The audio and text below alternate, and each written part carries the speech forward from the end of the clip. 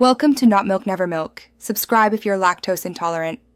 You start by closing the calculator app to clear any stuck process, swipe up and remove it from the app switcher.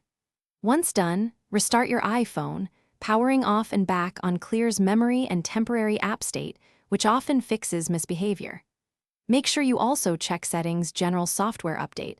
An outdated OS can cause app issues, so update if available. These first steps remove cached state and prepare the device for deeper resets without losing personal data. Next, you tackle settings that affect calculator behavior. Toggle orientation lock and display zoom because layout problems can make buttons unresponsive. Test the app after each change so you know what fixed it.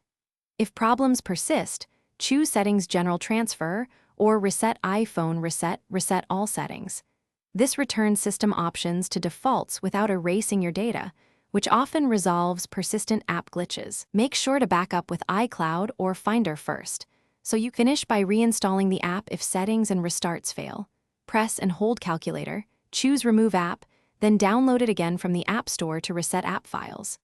If that still does not work, back up your iPhone and perform erase all content and settings to restore factory defaults. This clears deeper corruption.